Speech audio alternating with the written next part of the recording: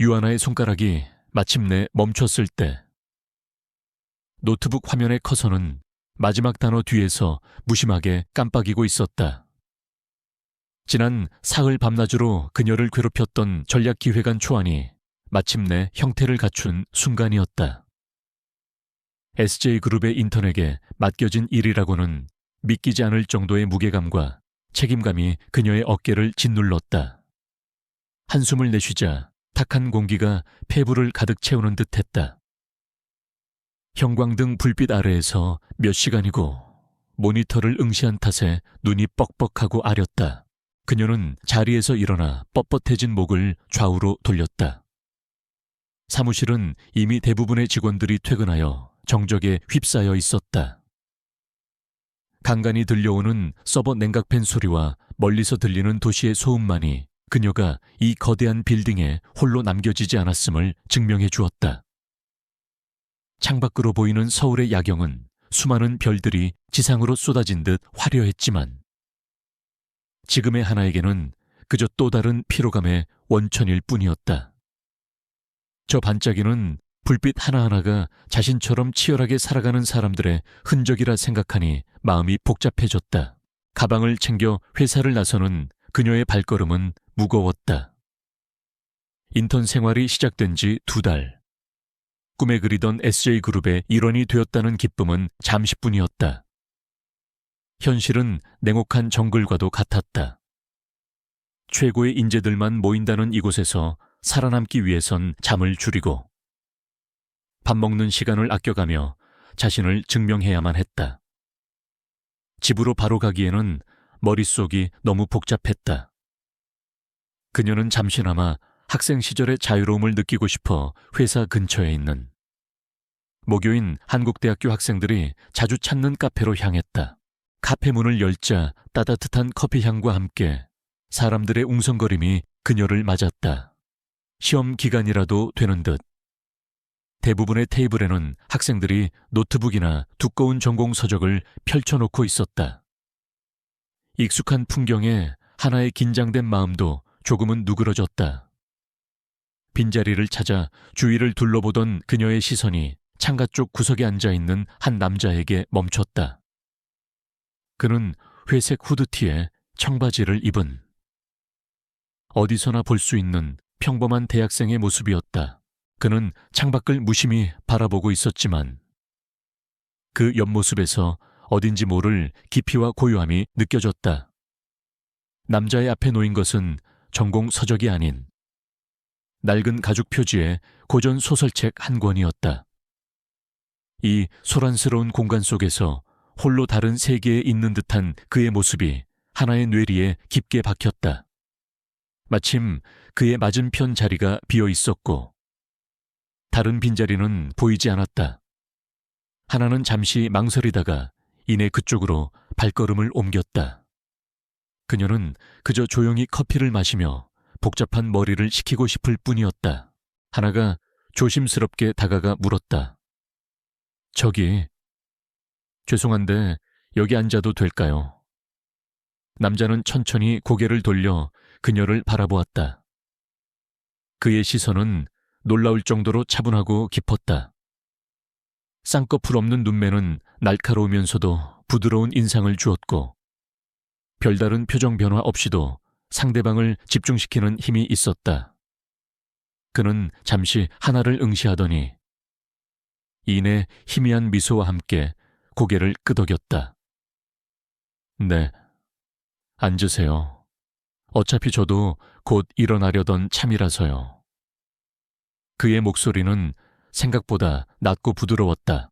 하나는 감사 인사를 하고 자리에 앉아 주문한 아메리카노를 한 모금 마셨다. 씁쓸한 액체가 목을 타고 넘어가자 비로소 정신이 드는 것 같았다. 그녀는 노트북을 꺼내 오늘 밤까지 마무리해야 할 자료들을 다시 한번 검토하기 시작했다. 하지만 집중은 쉽지 않았다. 맞은편에 앉은 남자의 존재감이 이상하게 신경 쓰였다. 그는 책을 읽는 듯 했지만 가끔씩 창밖을 보거나 허공을 응시하며 깊은 생각에 잠기는 듯 했다. 그 침묵이 어색하게 느껴질 무렵 그가 먼저 입을 열었다. 많이 바쁘신가 봐요. 표정이 별로 안 좋아 보이네요. 그의 말에 하나는 잠시 놀라 노트북 화면에서 눈을 떼고 그를 바라보았다. 자신도 모르게 얼굴에 피곤함이 잔뜩 묻어 있었나 보다. 그녀는 멋쩍게 웃으며 대답했다. 아, 네, 요즘 좀 정신이 없어서요. 혹시 제가 방해됐나요? 그녀는 자신의 존재가 그의 독서를 방해했을지도 모른다는 생각에 미안한 마음이 들었다. 그는 고개를 저으며 책을 덮었다. 아니요, 전혀요. 오히려 제가 너무 조용히 있어서 불편하셨을 것 같네요. 그의 배려 섞인 말에 하나의 경계심이 조금 풀렸다. 그녀는 그의 옷차림과 젊어 보이는 외모를 보고 자연스럽게 그를 자신과 같은 학생이라고 생각했다. 혹시 한국대 학생이세요? 전공이 뭐예요? 하나가 묻자 그는 잠시 멈칫하더니 이내 자연스럽게 대답했다. 비슷해요. 그냥 이것저것 공부하는 중입니다. 그쪽은요, 딱 보니 상경 계열일 것 같은데. 그의 말은 어딘가 모호했지만 하나는 깊게 생각하지 않고 고개를 끄덕였다. 네, 맞아요. 경영학과 졸업하고 지금은 J그룹에서 인턴으로 일하고 있어요. 자신의 소속을 밝히는 순간 하나의 목소리에는 자신도 모르는 자부심이 살짝 묻어났다. 하지만 그 말을 들은 남자의 눈빛이 순간 미세하게 변하는 것을 그녀는 눈치채지 못했다. 그는 흥미롭다는 듯 팔짱을 끼고 그녀를 바라보았다. SJ그룹이요. 대단하네요. 요즘 취업하기 힘들다던데 인턴 생활은 할만해요. 그의 질문은 평범했지만 그 안에는 단순한 호기심 이상의 무언가가 담겨 있었다. 하나는 잠시 망설였다. 회사 내부의 일을 처음 보는 사람에게 말하는 것은 조심스러웠다. 하지만 상대가 학생이라고 생각하니 마음이 편해졌다. 어차피 그는 자신이 겪는 치열한 현실과는 다른 세상에 있을 테니까. 그녀는 가볍게 한숨을 쉬며 입을 열었다. 솔직히 말하면 매일 전쟁 같아요. 제가 맡은 프로젝트가 있는데 아무리 분석하고 파고들어도 데이터가 서로 맞지 않는 부분이 있어요. 마치 누군가 의도적으로 조작한 것처럼요. 그녀는 무심코 속마음을 털어놓고 말았다. 그 말을 들은 남자의 표정이 순간 굳어졌다. 그는 몸을 테이블 쪽으로 조금 더 기울이며 낮은 목소리로 물었다. 의도적인 조작이라니. 구체적으로 어떤 부분에서 그렇게 느꼈죠? 그의 진지한 태도에 하나는 조금 당황했지만 이내 자신이 너무 심각한 이야기를 했다는 것을 깨달았다. 그녀는 손을 내저으며 웃어 보였다. 아니에요. 그냥 제 추측일 뿐이에요.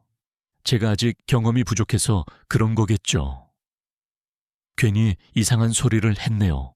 하지만 남자는 그녀의 말을 가볍게 넘기지 않았다. 아니요. 경험이 부족한 사람의 시선이 오히려 더 정확할 때도 있습니다. 기존의 방식에 익숙해진 사람들은 보지 못하는 것을 발견하곤 하죠. 어떤 프로젝트인데요. 그는 끈질기게 물었다. 그의 눈빛은 마치 모든 것을 꿰뚫어 보는 듯했다. 하나는 자신도 모르게 그의 페이스에 말려들고 있다는 것을 느꼈다. 그녀는 프로젝트의 구체적인 내용은 밝히지 않은 채 문제의 핵심에 대해서만 간략하게 설명했다. 그녀의 설명을 듣는 동안 남자는 단 한 번도 말을 끊지 않고 집중해서 들었다. 그의 눈은 진지하게 빛나고 있었고 가끔씩 고개를 끄덕이며 동의를 표했다. 하나의 이야기가 끝나자 그는 잠시 침묵하더니 입을 열었다. 혹시 그 데이터의 출처가 여러 부서에 걸쳐 있나요? 그리고 특정 기관의 해외 법인 실적이 비정상적으로 높게 책정되어 있지는 않고요. 그의 질문은 너무나도 정확하게 문제의 핵심을 짚고 있었다. 하나는 놀라움을 감추지 못하고 눈을 동그랗게 떴다. 어떻게 하셨어요? 맞아요. 동남아시아 지사의 특정 분기 실적이 이상할 정도로 높게 잡혀 있어요. 다른 부서에서 받은 자료와 교차 검증을 해봐도 그 부분만 계속 어긋나요. 그녀는 마치 자신의 고민을 완벽하게 이해해주는 사람을 만난 듯 흥분해서 말했다. 그는 옅은 미소를 지으며 대답했다. 보통 그런 종류의 문제는 여러 부서의 이해관계가 얽혀 있을 때 발생하거든요. 특히 해외 법인은 본사의 감시에서 벗어나기 쉽기 때문에 종종 목표 달성을 위한 편법이 동원되기도 하죠. 그의 설명은 마치 오랫동안 그 분야에서 일해온 전문가처럼 논리 정연했다. 하나는 그를 다시 보게 되었다. 선배님은 혹시 회계나 재무 쪽을 전공하셨어요. 정말 잘 아시네요. 그녀는 자연스럽게 그를 선배라고 불렀다. 그 호칭에 남자의 입가에 스쳐 지나가는 미묘한 미소를 그녀는 보지 못했다. 그는 대답 대신 또 다른 질문을 던졌다. 그 문제를 공식적으로 제기해 볼 생각은 안 해봤어요. 그의 질문에 하나의 얼굴이 다시 어두워졌다. 하고 싶죠. 하지만 제가 인턴 신분이라 괜히 나섰다가 밉보이기라도 하면 정직원 전화는 물 건너갈 테니까요. 다들 그냥 조용히 시키는 일이나 하라고 조언해요. 모난 돌이 정 맞는다고. 그녀의 목소리에는 체념과 아쉬움이 섞여 있었다. 그것이 바로 그녀가 속한 조직의 현실이었다. 정의감이나 열정만으로는 살아남을 수 없는 곳. 남자는 잠시 창밖을 바라보았다. 그의 시선은 어딘가 먼 곳을 향해 있는 듯했다. 세상에는 정을 맞아야 할 모난 돌도 있지만 때로는 그 돌이 굴러가던 길을 막고 새로운 방향을 제시하기도 합니다. 그는 다시 하나에게 시선을 돌리며 말했다. 만약 하나 씨의 분석이 맞다면 그건 단순히 실수를 덮는 수준이 아닐 수도 있어요. 더 큰 무언가가 숨겨져 있을 가능성도 배제할 수 없죠. 진실을 밝힐 용기가 없다면 처음부터 파고들지 않는 것이 나을 수도 있습니다. 그의 말은 하나의 가슴에 비수처럼 꽂혔다. 그것은 단순한 조언이 아니라 그녀의 신념과 용기를 시험하는 듯한 질문이었다. 그녀는 자신의 안위를 위해 불의를 외면할 것인가? 아니면 위험을 감수하고서라도 진실을 향해 나아갈 것인가? 그의 깊은 눈을 마주하고 있자니 마치 자신의 모든 것이 간파당하는 기분이 들었다. 이 사람은 정말 평범한 대학생이 맞을까?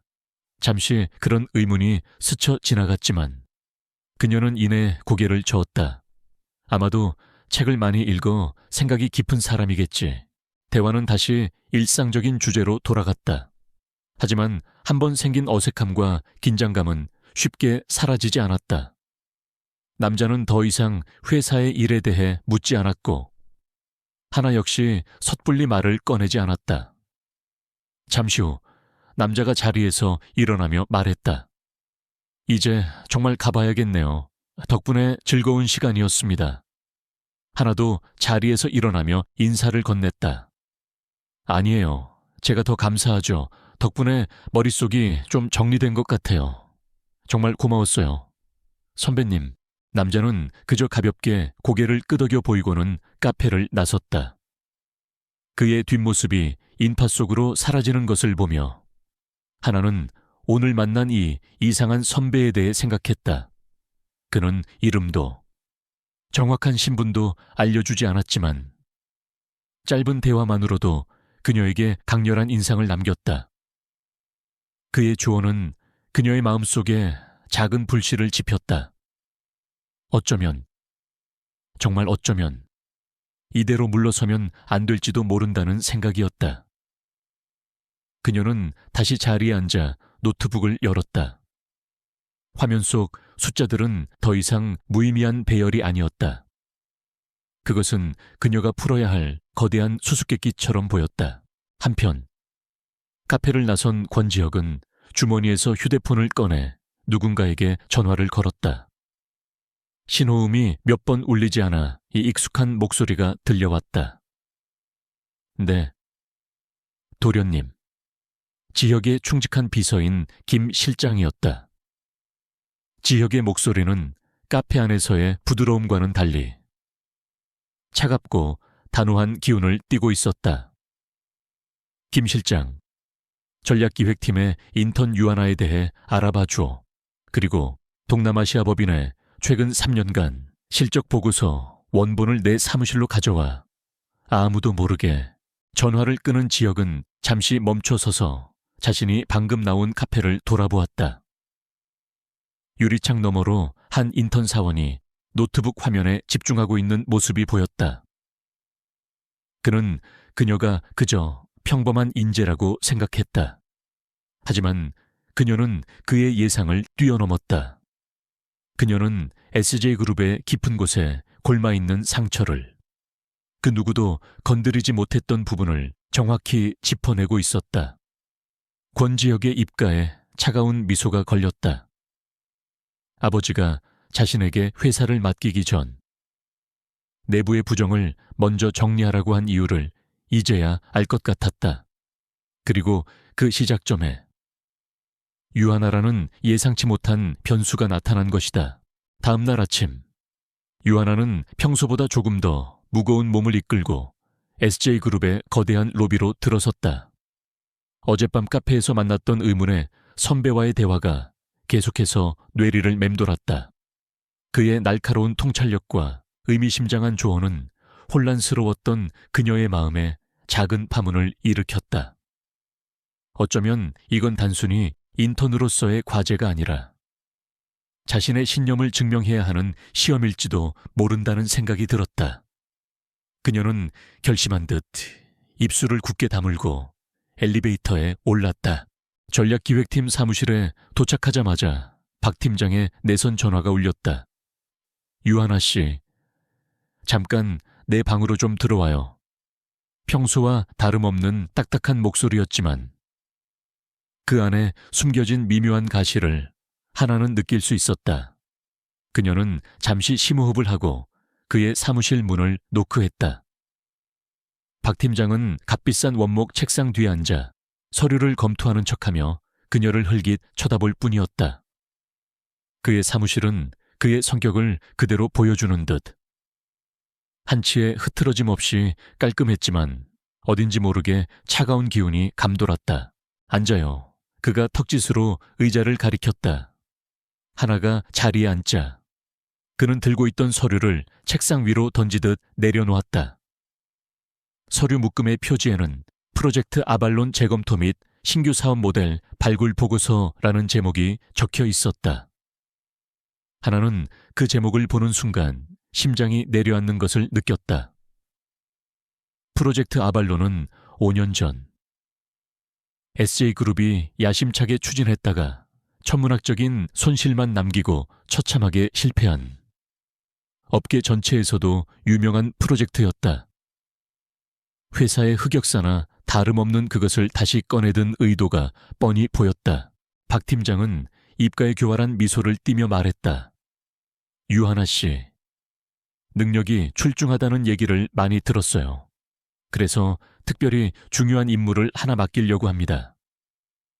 실패한 프로젝트에서 성공의 가능성을 찾아내는 것만큼 창의적이고 도전적인 일이 또 있겠어요. 이건 그냥 인턴 과제가 아니라 하나 씨의 능력을 최상위 임원들에게 직접 보여줄 절호의 기회입니다. 그의 말은 꿀처럼 달콤했지만 그 안에는 치명적인 독이 숨어 있었다. 이미 수많은 엘리트 직원들이 달려들었다가 포기한 답이 없는 문제였다. 이것은 기회가 아니라 명백한 함정이었다. 이 프로젝트를 성공시키는 것은 불가능에 가까웠고 실패할 경우 그 책임은 온전히 과제를 수행한 사람에게 돌아갈 터였다. 박 팀장은. 그리고 그의 뒤에 있는 최태석 이사는 눈에 거슬리는 이 겁없는 인턴을 합법적으로 내쫓을 명분을 만들고 싶었던 것이다. 하나는 그의 의도를 꿰뚫어 보았지만 거절할 수는 없었다. 여기서 물러서는 것은 곧 패배를 인정하는 것이었다. 알겠습니다. 팀장님, 최선을 다해보겠습니다. 그녀는 담담하게 대답했다. 그녀의 차분한 반응에 박 팀장의 미간이 미세하게 찌푸려졌다. 사무실로 돌아온 하나는 곧바로 프로젝트 아발론의 자료 수집에 착수했다. 하지만 예상했던 대로 모든 과정이 순탄치 않았다. 관련 부서에 데이터를 요청하자 담당자들은 하나같이 바쁘다는 핑계를 대며 자료를 넘겨주는 것을 차일피일 미뤘다. 간신히 받은 자료들조차 핵심적인 내용은 교묘하게 편집되거나 누락되어 있었다. 동료 인턴들은 그녀를 동정하면서도 슬그머니 거리를 두기 시작했다. 그녀는 순식간에 사무실의 외딴섬이 되어버렸다. 한편 같은 건물의 다른 층, 가장 구석지고 눈에 띄지 않는 자료관리실에서는 권지혁이 권인수라는 이름의 평범한 신입사원으로 위장한 채 일하고 있었다. 그는 오래된 서류들을 정리하는 척하며 회사 내부 전산망을 통해 전략기획팀의 동향을 예의주시하고 있었다. 유한에게 프로젝트 아발론이 배정되었다는 사실을 확인한 순간 그의 눈빛이 차갑게 빛났다. 최태석이 드디어 움직이기 시작했다는 신호였다. 그리고 그 첫 번째 희생양으로 하필 그녀를 선택한 것이다.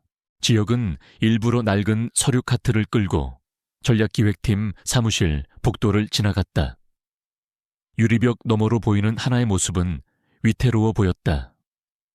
그녀는 수북이 쌓인 서류 더미에 파묻힌 채 누구의 도움도 받지 못하고 홀로 고군분투하고 있었다. 다른 직원들은 그녀의 책상 주위를 애써 외면하며 지나쳤다.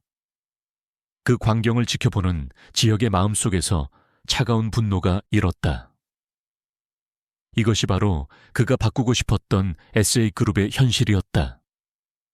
재능 있는 인재를 시기하고 짓밟아 자신의 안위를 지키려는 자들의 비겁한 행태. 밤이 깊어지고 사무실에 하나 혼자 남았을 때도 그녀의 싸움은 계속되었다.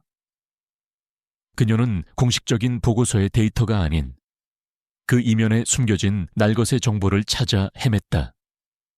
수백 페이지에 달하는 시장 조사 보고서, 소비자 불만 접수 기록, 심지어 당시 프로젝트에 참여했던 직원들의 익명 커뮤니티 게시글까지 샅샅이 뒤졌다. 하지만 모든 정보는 하나의 결론으로 귀결되었다. 제품 경쟁력 부재로 인한 시장의 외면, 너무나도 교과서적인 실패 원인이었다. 하지만 하나의 직감은 이것이 전부가 아니라고 말하고 있었다. 며칠 동안 밤샘 작업을 계속하던 어느 날, 하나는 거의 탈진 상태에 이르렀다.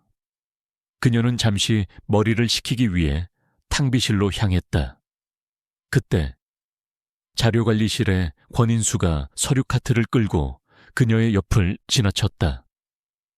그는 서류를 옮기다 발이 꼬인 척하며 카트를 살짝 흔들었고 서류 더미 위쪽에 있던 낡은 바인더 하나가 바닥으로 툭 떨어졌다.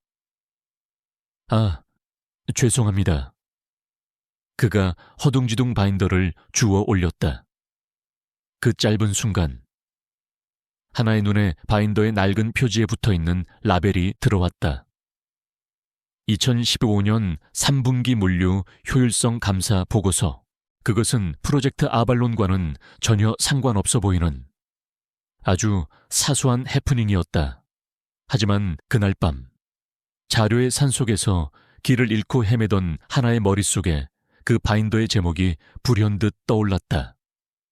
물류 효율성. 왜 지금까지 아무도 그 부분을 들여다보지 않았을까? 모든 실패 분석 보고서는 제품 기획과 마케팅의 실패에만 초점을 맞추고 있었다. 그녀는 마지막 지푸라기라도 잡는 심정으로 회사 내부 물류 데이터베이스에 접속했다. 보안 등급이 낮은 자료였기에 다행히 접근 권한이 있었다. 그녀는 프로젝트 아발론이 진행되던 시기에 물류 데이터를 모두 다운로드하여 시장 분석 데이터와 교차 분석하기 시작했다. 화면을 가득 채운 복잡한 숫자들의 배열 속에서 그녀는 밤을 새워가며 패턴을 찾았다. 그리고 동이특이 시작할 무렵 그녀는 마침내 발견했다. 아무도 주목하지 않았던, 하지만 모든 것을 설명해주는 치명적인 연결고리를. 프로젝트 아발론의 핵심 부품은 독일의 한 중소기업에서 수입되고 있었다. 그런데 제품 출시를 앞둔 가장 중요한 시기에 그 부품의 입고가 지속적으로 지연되고 불량률이 급증했다는 기록이 남아 있었다. 이로 인해 전체 생산 라인이 멈추고 제품 출시가 몇 달이나 늦어졌으며 초기 생산품의 품질 문제로 인해 소비자들의 신뢰를 완전히 잃어버렸다. 하지만 공식 보고서에는 이 내용이 예상치 못한 생산 차질이라는 한 줄로만 요약되어 있었다. 마치 누군가 의도적으로 이 사실을 축소하고 은폐하려 한 것처럼. 하나는 더 깊이 파고들었다. 당시 그 부품의 운송을 독점적으로 담당했던 물류회사를 추적하기 시작했다. 그리고 마침내 충격적인 사실을 발견했다. 그 물류회사는 프로젝트가 실패한 직후 최태석 이사의 처남이 대표로 있는 페이퍼 컴퍼니에 헐값으로 인수되었다. 모든 조각이 맞춰지는 순간이었다. 이것은 단순한 실패가 아니었다. 부실한 물류 관리로 프로젝트를 고의적으로 실패하게 만든 뒤 책임을 회피하고 관련 회사를 헐값에 인수하여 이익을 챙긴 치밀하게 계획된 범죄였다. 최태석 이사는 자신의 무능과 비리를 덮기 위해 SJ그룹에 막대한 손해를 입힌 것이다. 유하나는 온몸에 소름이 돋는 것을 느꼈다. 그녀는 떨리는 손으로 마우스를 움직여 관련 자료들을 모두 자신의 개인 USB에 백업했다. 이것은 그녀의 손에 들린 위험한 무기였다. 이 사실을 밝히는 순간 그녀는 거대한 권력과 맞서 싸워야 할 것이다. 하지만 어젯밤 카페에서 만났던 선배의 목소리가 귓가에 맴돌았다. 진실을 밝힐 용기가 없다면 처음부터 파고들지 않는 것이 나을 수도 있습니다. 그녀는 더 이상 망설이지 않았다. 이것은 더 이상 인터넷 과제가 아니었다. 사무실 저편. 어둠이 차에 가시지 않은 자료관리실 안에서 권지혁은 자신의 모니터를 통해 유하나의 모든 움직임을 지켜보고 있었다. 그녀의 표정이 좌절에서 충격으로, 그리고 마침내 강철 같은 결의로 변하는 것을 그는 놓치지 않았다. 그녀가 해낸 것이다. 수많은 전문가들이 포기했던 진실의 조각을 이 어린 인턴이 밤새 며칠 만에 찾아낸 것이다. 그의 입가에 만족스러운 미소가 떠올랐다. 이제 게임을 시작할 때가 되었다. 유하나라는 가장 날카로운 창을 손에 쥐었으니 유하나의 손에 들린 USB는 작고 가벼웠지만 그 안에는 SJ그룹을 뒤흔들 수 있는 거대한 진실의 무게가 담겨 있었다. 프로젝트 아발론의 실패가 단순한 경영상의 실수가 아닌 최태석 이사가 주도한 치밀한 사기극이었다는 심증. 그러나 심증만으로는 충분하지 않았다. 물류 데이터와 정황 증거만으로는 그를 끌어내릴 수 없었다. 그들의 연결고리를 증명할 결정적인 증거, 즉 돈의 흐름을 보여주는 회계 장부와 같은 숫자가 필요했다. 그녀는 이제 새로운 과제에 직면했다. 인턴 사원의 권한으로는 접근조차 불가능한 재무팀의 핵심 데이터에 어떻게 접근할 것인가.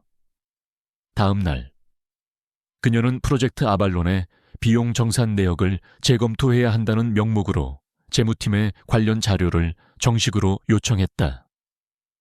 하지만 예상했던 대로 그녀의 요청은 즉시 거절당했다. 재무팀 담당자는 규정을 핑계댔지만 그의 눈빛에서는 명백한 경계심과 거부감이 느껴졌다. 박 팀장이 이미 손을 써둔 것이 분명했다. 오후에는 박 팀장이 직접 그녀의 자리로 찾아왔다. 그는 그녀가 작업 중인 모니터를 곁눈질로 훑어보며 비꼬는 듯한 말투로 말했다. 유하나 씨, 아직도 그 죽은 프로젝트를 붙들고 있는 건가? 시간 낭비하지 말고 다른 인턴들처럼 잡무나 거두는 게 어때? 괜히 엉뚱한 데 힘 빼다가 정직원 기회까지 날려버리지 말고. 그의 노골적인 협박에 사무실의 모든 시선이 그녀에게로 쏠렸다. 하지만 하나는 표정 하나 바꾸지 않고 대답했다. 팀장님께서 주신 중요한 기회인데 끝까지 최선을 다해야죠. 그녀의 태연한 대답에 박 팀장은 잠시 할 말을 잃은 듯 보였지만 이내 콧방귀를 뀌며 돌아섰다. 그의 등 뒤로 동료들의 수군거림이 들려왔다. 이제 그녀는 단순히 고립된 것이 아니라 찍힌 존재가 되어버렸다. 벽에 부딪힌 듯한 답답함에 하나는 또다시 그 카페를 찾았다. 익숙한 커피 향과 소음 속에서 잠시나마 현실을 잊고 싶었다. 그런데 놀랍게도 며칠 전과 같은 창가 자리에 그 선배가 앉아 있었다. 마치 그녀를 기다리고 있었던 것처럼 이번에는 그가 먼저 그녀를 발견하고 가볍게 손을 흔들어 보였다. 하나는 잠시 망설이다가 그의 맞은편에 앉았다. 또 만났네요. 여기 자주 오시나 봐요. 하나가 어색하게 말을 건넸다. 그는 읽고 있던 책을 덮으며 대답했다. 생각할 게 있을 때 오곤 합니다. 조용해서 좋거든요. 그런데 오늘은 표정이 저번보다 더 안 좋네요. 무슨 일 있어요?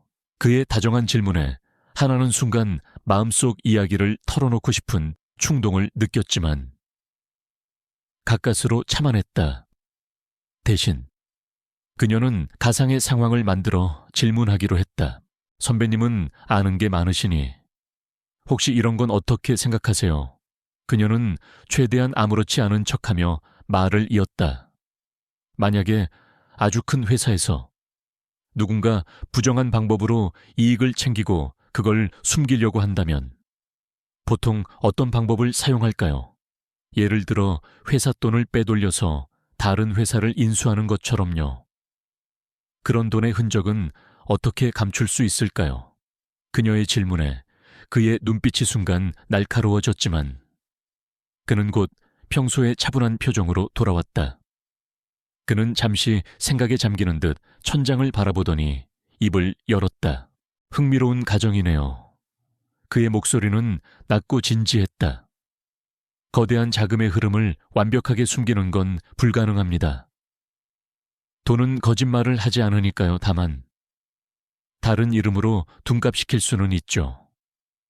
대기업들은 보통 특수목적법인 같은 걸 이용해서 자금 세탁을 하거나 전혀 상관없는 성공적인 프로젝트의 예산에 컨설팅 비용이나 자문료 같은 항목으로 끼워 넣어 비용을 처리하기도 합니다.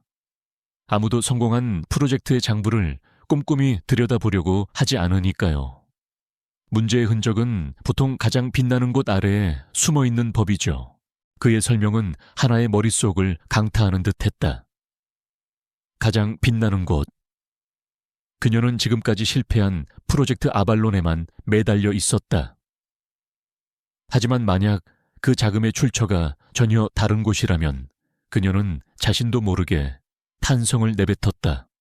아, 그녀의 반응에 그는 옅은 미소를 지었다. 왜요? 뭐 재미있는 아이디어라도 떠올랐어요. 하나는 서둘러 표정을 관리하며 고개를 저었다. 아니에요. 그냥 선배님 설명이 너무 명쾌해서요. 꼭 이 분야 전문가 같아요. 그는 그저 어깨를 으쓱해 보일 뿐이었다. 그냥 책에서 읽은 것들입니다. 그는 더 이상 그 주제에 대해 이야기하지 않고 화제를 돌렸다. 하지만 그 짧은 조언은 이미 하나에게 나아갈 길을 명확하게 보여준 뒤였다. 그녀는 고맙다는 인사를 하고 서둘러 카페를 나섰다. 그런 그녀의 뒷모습을 바라보는 권지혁의 눈빛은 복잡한 감정으로 가득 차 있었다. 그녀의 영민함에 감탄하면서도 동시에 그녀가 걸어 들어갈 위험의 한복판을 생각하니 마음이 무거워졌다. 사무실로 돌아온 하나는 이전과는 전혀 다른 방식으로 데이터에 접근했다. 그녀는 프로젝트 아발론과 관련된 모든 파일을 닫았다. 대신 프로젝트 아발론이 진행되던 시기와 정확히 겹치는 기간 동안 DJ그룹이 진행했던 모든 성공적인 프로젝트들의 목록을 뽑았다. 수십 개의 프로젝트 중에서 그녀는 특히 동남아시아에서 진행되었던 한 대규모 건설 프로젝트에 주목했다. 그 프로젝트는 예상을 뛰어넘는 엄청난 성공을 거두며 최태석 이사의 주요 실적으로 기록되어 있었다. 가장 빛나는 곳. 그녀는 그 건설 프로젝트의 결산 보고서를 열었다. 수천 페이지에 달하는 방대한 문서였다. 그녀는 보고서의 세부 지출 항목을 하나씩 샅샅이 훑기 시작했다. 다른 직원들이 모두 퇴근한 깊은 밤. 사무실에는 그녀의 키보드 소리와 마우스 클릭 소리만이 울려 퍼졌다. 몇 시간의 사투 끝에 그녀는 마침내 찾아냈다. 보고서의 가장 마지막 부분. 기타 지출 항목 속에 교묘하게 숨겨져 있던 단 한 줄의 기록을 해외 시장 진출 전략 자문비, 골드만 스트래티지 파트너스, 500억 원, 액수도 엄청났지만 문제는 그 이름이었다. 골드만 스트래티지 파트너스라는 이름은 들어본 적도 없었다. 하나는 즉시 인터넷으로 그 회사를 검색했다. 하지만 아무런 정보도 나오지 않았다. 정상적인 컨설팅 회사라면 존재하지 않을 리가 없었다. 그녀는 기업 정보 조회 시스템을 통해 그 회사의 실체를 추적했다. 그리고 그 끝에서 최태석 이사의 처남 이름이 다시 한번 나타났다. 그 페이퍼 컴퍼니의 소유주였다. 모든 것이 명백해졌다. 최태석은 성공적인 건설 프로젝트의 예산에서 500억 원을 빼돌려 유령 컨설팅 회사를 통해 세탁한 뒤 그 돈으로 부실 물류회사를 인수했던 것이다. 프로젝트 아발론의 실패와 건설 프로젝트의 성공은 모두 그의 부를 축적하기 위한 거대한 연극의 일부였다. 숫자는 거짓말을 하지 않았다. 그녀는 돈의 흐름을 완벽하게 증명할 증거를 찾아낸 것이다. 같은 시각 자신의 개인 사무실에서 권지혁은 유하나의 내부 전산망 접속 기록을 실시간으로 확인하고 있었다. 그녀가 동남아 건설 프로젝트의 재무자료에 접근하는 것을 본 순간 그는 자신의 힌트가 정확히 전달되었음을 알았다.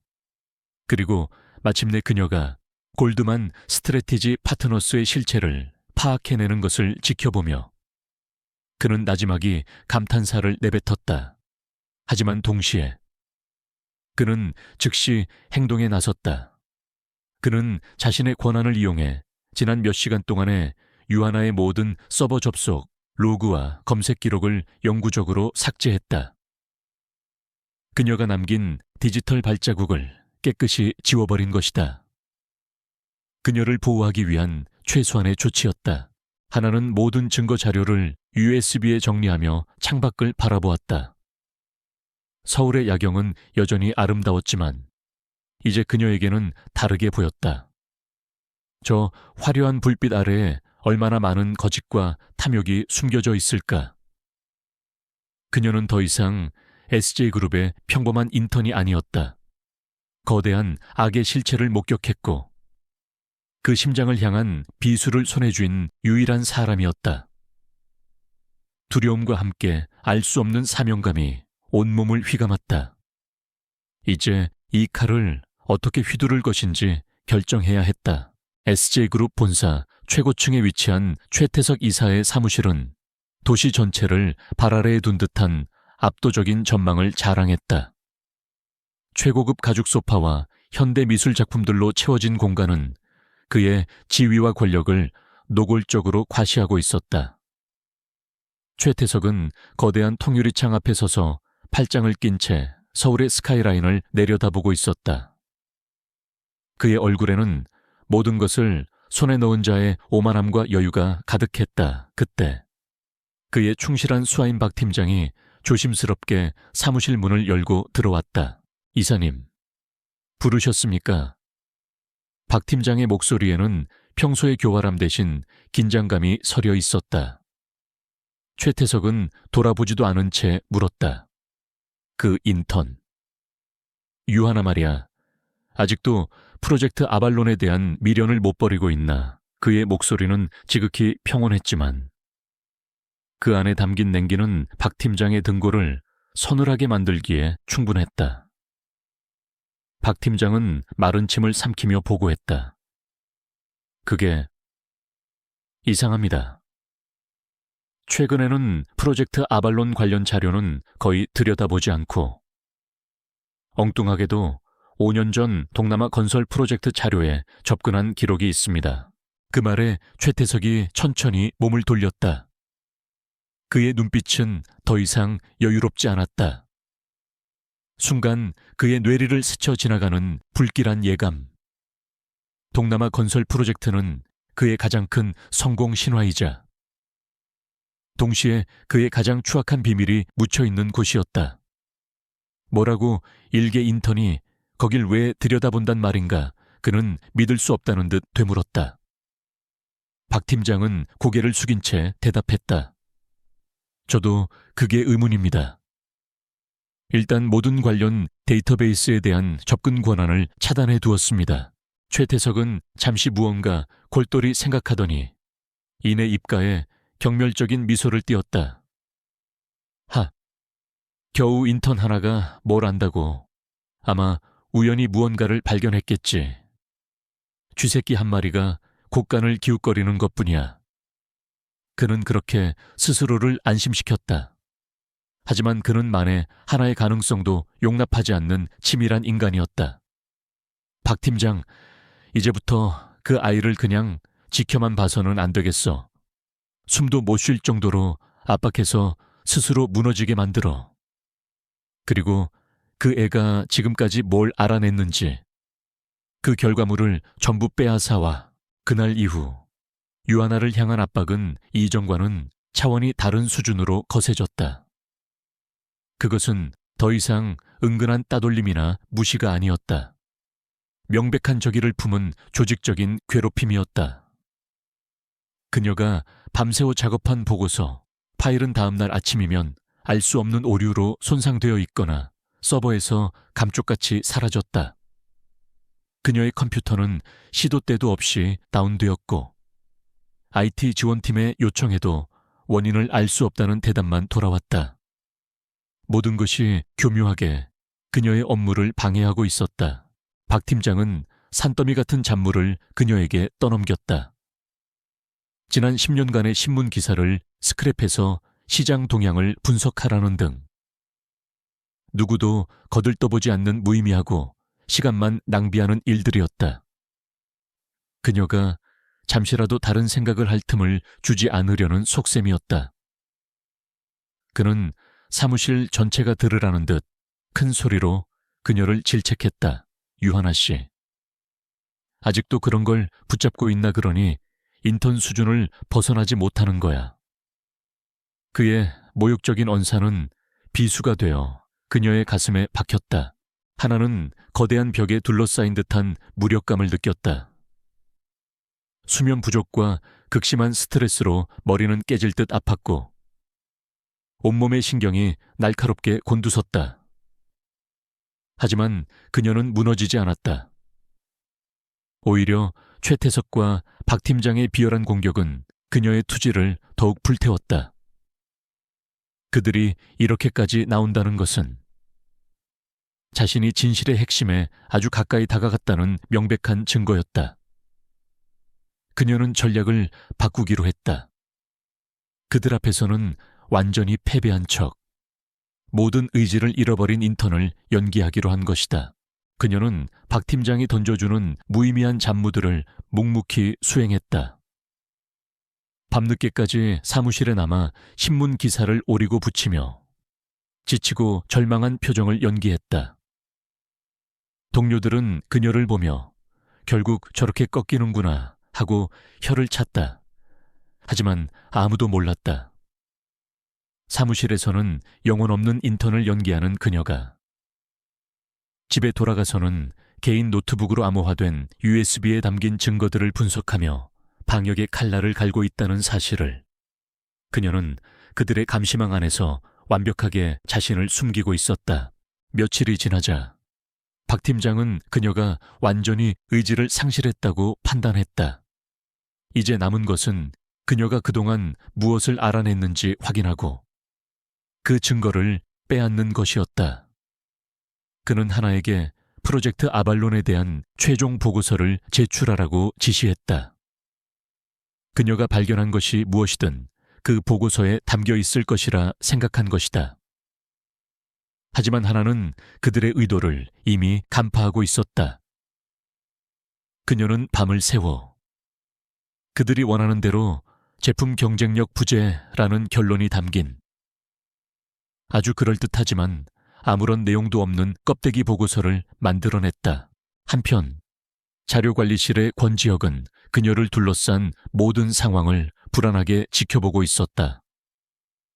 그는 최태석의 하수인들이 그녀의 컴퓨터에 손을 댔다는 것과 박 팀장이 노골적으로 그녀를 압박하고 있다는 것을 모두 파악하고 있었다. 그는 김 실장을 통해 얻은 정보로 최태석이 생각보다 훨씬 더 위험하고 잔인한 인물이라는 것을 알고 있었다. 유하나의 연기가 훌륭했지만 최태석이 그걸 그대로 믿어줄 리 없었다. 그는 분명 더 확실한 방법을 사용할 터였다. 지역의 예상은 틀리지 않았다. 하나가 껍데기 보고서를 제출한 날 밤, 사무실의 모든 직원이 퇴근하고 사방이 어둠에 잠겼을 때, 한 그림자가 전략기획팀 사무실로 스며들었다. 박 팀장의 지시를 받은 보안팀 직원이었다. 그의 임무는 유하나의 컴퓨터를 물리적으로 해킹하여 그녀가 숨겨둔 파일이 있는지 확인하는 것이었다. 그가 능숙하게 하나의 컴퓨터에 외부 저장 장치를 연결하고 해킹 프로그램을 실행하려던 순간이었다. 갑자기 건물의 다른 구역에서 요란한 비상벨이 울리기 시작했다. 화재 발생 5층 서버실에서 화재가 감지되었습니다. 다급한 경고방송이 정적을 깨뜨렸다. 남자는 당황하여 하던 작업을 멈추고 주위를 살폈다. 곧이어 복도에서 여러 명의 발소리가 들려왔다. 이 상황에서 계속 작업을 하는 것은 불가능했다. 그는 욕설을 내뱉으며 서둘러 장비를 챙겨 어둠 속으로 사라졌다. 잠시 후 경고방송은 시스템 오류였다는 안내와 함께 멈췄다. 모든 것은 아무 일도 없었던 것처럼 다시 고요해졌다. 자료관리실 깊숙한 곳. 권지혁은 자신의 컴퓨터 화면에 떠있는 건물 전체의 보안 시스템 제어 프로그램을 닫으며 차가운 한숨을 내쉬었다. 그가 서버실의 온도 센서를 원격으로 조작하여 화재 경보를 울린 것이었다. 아슬아슬한 순간이었지만 일단 최악의 상황은 막았다. 하지만 이것은 임시 방편일 뿐이었다. 최태석의 의심이 확신으로 바뀌는 순간 유하나는 훨씬 더 큰 위험에 처하게 될 것이다. 그는 더 이상 뒤에서 지켜보기만 할 수는 없다고 판단했다. 다음 날 아침 출근한 하나는 자신의 자리에 앉다가 순간 온몸이 굳는 것을 느꼈다. 모든 것이 그대로인 것 같았지만 미세하게 무언가가 달라져 있었다. 항상 특정 각도로 놓여있던 키보드가 살짝 비뚤어져 있었고 마우스패드 아래에 붙여두었던 작은 메모지가 보이지 않았다. 아주 사소한 변화였지만 그녀의 예민한 감각은 그것이 무엇을 의미하는지 즉시 알아차렸다. 누군가 밤사이에 자신의 컴퓨터에 손을 대려 했다는 것을 등줄기를 타고 차가운 식은땀이 흘러내렸다. 최태석의 그림자는 이제 단순한 비유가 아니었다. 그것은 실제하는 위협이 되어 그녀의 목을 조여오고 있었다. 그녀는 무의식적으로 주머니 속에 있는 작은 USB를 꽉 움켜쥐었다.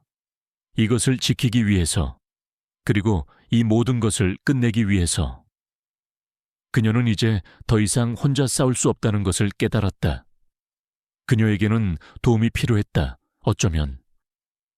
모든 것을 알고 있을지도 모르는 그 의문의 선배의 도움이 유하나가 자신의 자리가 조작되었다는 사실을 깨닫고 앞으로의 일을 어떻게 헤쳐나가야 할지 고민에 잠긴 바로 그 순간. 인사팀 직원이 그녀에게 다가왔다. 그의 얼굴은 어떤 감정도 읽을 수 없는 가면처럼 딱딱하게 굳어 있었다. 유하나 씨, 잠시 저와 함께 가주셔야겠습니다. 징계위원회에 참석하셔야 합니다. 징계위원회라는 단어가 하나의 귓가에 천둥처럼 울렸다. 올 것이 왔다는 생각과 함께 생각보다 훨씬 더 빠르고 거칠게 다가온 위협에 심장이 차갑게 식어내렸다. 그녀는 아무 말 없이 직원을 따라 회의실로 향했다. 복도를 걷는 동안 동료들의 동정 어린 시선과 호기심 가득한 수군거림이 등 뒤에 비수처럼 꽂혔다. 회의실 문이 열리자 안에는 이미 최태석 이사와 박 팀장, 그리고 인사팀장과 법무팀 변호사까지 앉아 있었다. 마치 사형을 집행하기 위해 모인 재판관들처럼. 그들의 얼굴에는 냉혹한 기운만이 감돌았다. 이곳은 그녀의 의견을 듣기 위한 자리가 아니라 그녀에게 죄를 선고하기 위해 만들어진 무대였다. 최태석은 위선적인 슬픔이 담긴 표정으로 입을 열었다. 유하나 씨, 정말 유감입니다. 회사에서 가장 촉망받는 인턴 중 한 명이라고 생각했는데 어떻게 이런 일을 저지를 수 있습니까? 그는 테이블 위로 서류 뭉치 하나를 밀었다. 거기에는 그녀가 경쟁사의 한 임원에게 SG그룹의 내부 기밀 자료를 이메일로 전송했다는 증거가 담겨 있었다.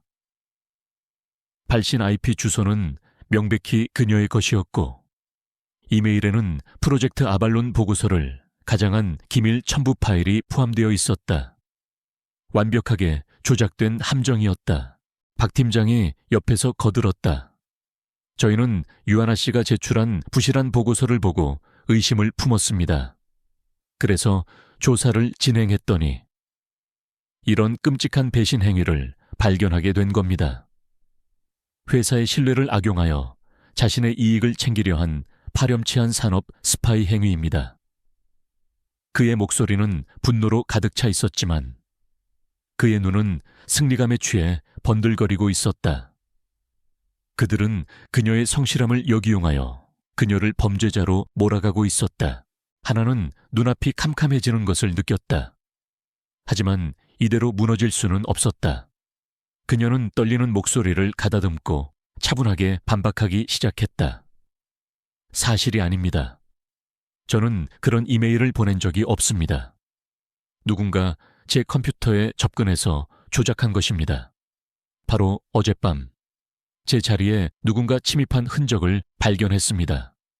그녀는 논리적으로 상황을 설명하려 애썼지만 그들의 반응은 싸늘했다. 법무팀 변호사는 비웃으며 말했다. 자신의 범죄를 덮기 위한 흔한 변명일 뿐입니다. 침입의 증거는 어디에 있죠? 그녀는 할 말을 잃었다. 증거가 있을 리 없었다. 그들은 모든 것을 치밀하게 계획하고 실행했다.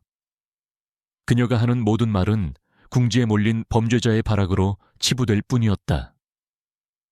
최태석이 마침내 판결을 내리듯 말했다. 더 이상 들을 필요가 없겠군요. 유하나 씨를 오늘부로 해고 조치하고 회사에 막대한 손해를 입힌 혐의로 민형사상 소송을 진행하겠습니다. 업계에 발도 붙이지 못하게 만들어주지. 그 순간 하나의 세상이 무너져 내리는 것 같았다.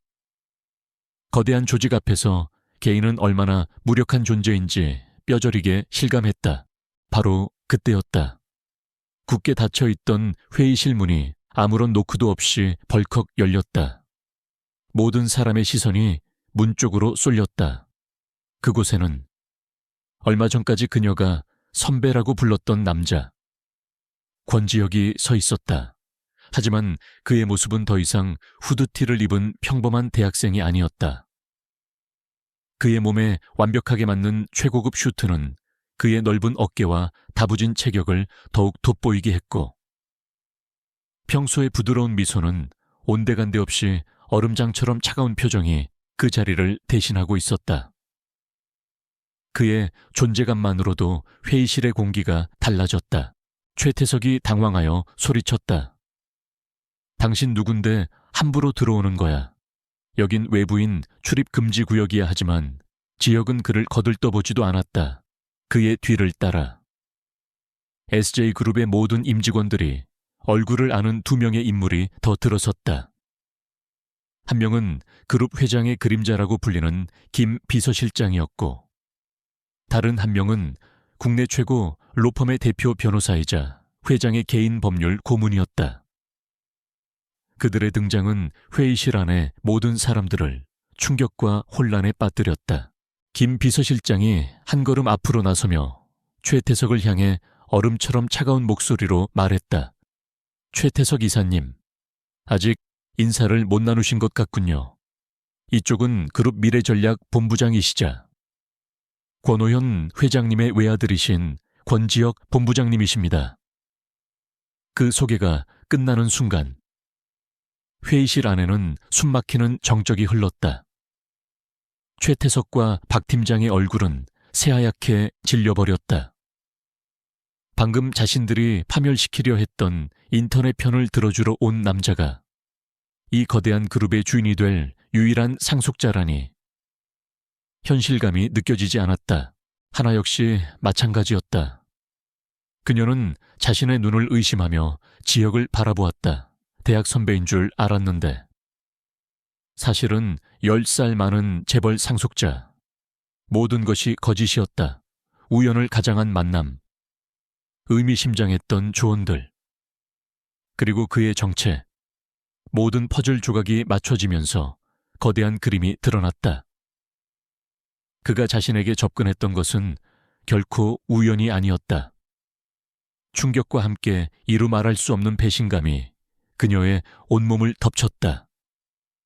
그녀를 바라보는 지혁의 눈빛에는 미안함과 안타까움이 섞여 있었다. 지혁은 더 이상 시간을 끌지 않았다.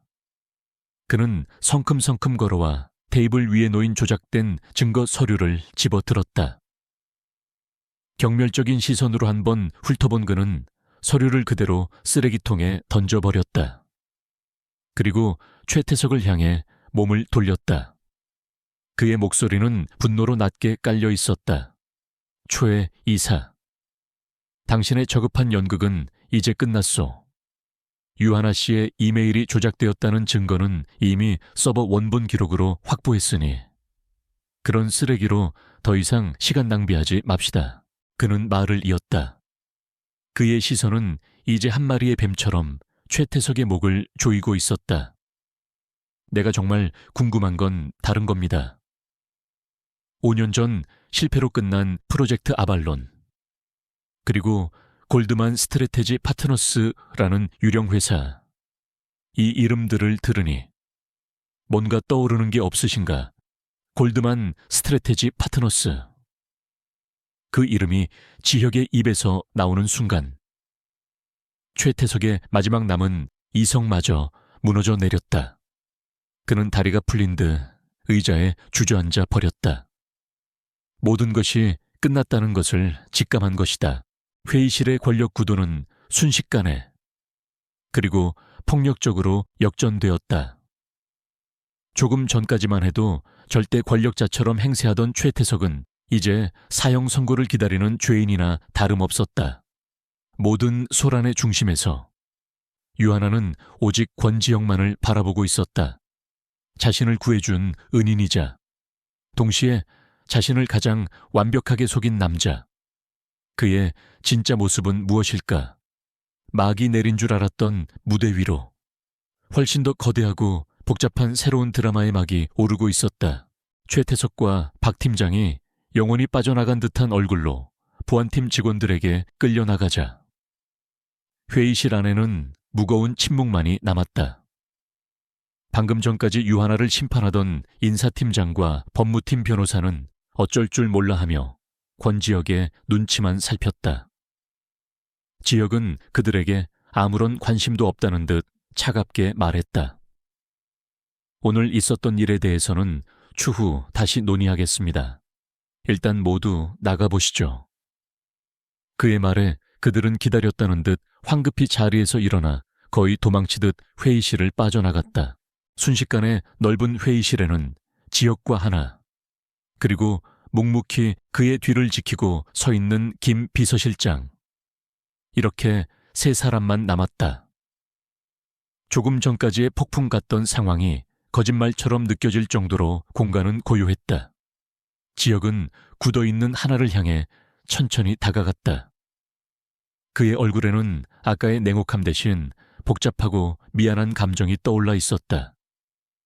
김 비서실장은 말없이 고개를 숙여 보이고는 조용히 회의실을 나가 그들만의 공간을 만들어 주었다. 지혁이 먼저 침묵을 깼다. 그의 목소리는 낮고 진심 어리게 들렸다. 유하나 씨, 먼저 사과부터 해야겠네요. 당신을 속여서 정말 미안합니다. 그는 더 이상 자신을 감추지 않았다. 권위적인 본부장의 모습도, 어수룩한 대학생 선배의 모습도 아닌, 그저 한 남자로서 그녀 앞에 섰다. 하지만 그의 사과는 하나의 얼어붙은 마음에 가닿지 못했다. 그녀는 천천히 고개를 들어 그를 바라보았다. 그녀의 눈빛에는 고마움 대신 차가운 분노와 깊은 배신감이 서려 있었다. 그녀는 싸늘하게 마주하며 그의 직함을 불렀다. 도와주신 점은 감사하게 생각합니다. 본부장님, 하지만 이제 모든 상황이 끝났으니 저는 제 자리로 돌아가 보겠습니다. 그녀는 의도적으로 본부장님이라는 호칭을 사용하며 그와 자신 사이에 명확한 선을 그었다. 그녀의 태도에 지혁의 표정이 괴롭게 일그러졌다. 그는 그녀가 이렇게 나올 것이라 예상했지만 막상 마주하니 가슴이 아팠다. 그는 그녀가 돌아서려는 것을 막아서며 다급하게 말했다. 잠깐만요. 하나씨, 제 얘기를 들어주세요. 이건 변명이 아니라 설명입니다.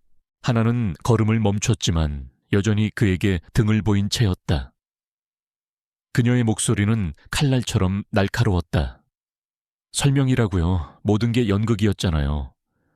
우연한 만남도, 의미심장한 조언들도 전부요. 제가 본부장님의 거대한 체스판 위에 놓인 말 한마리에 불과했나요? 제가 얼마나 위험한 상황에 처해 있었는지 알면서도 뒤에서 구경만 하고 있었던 건가요?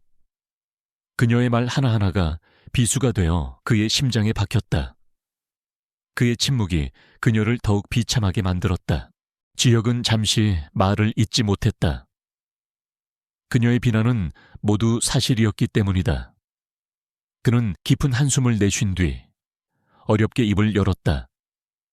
처음 카페에서 만난 건 정말 우연이었습니다.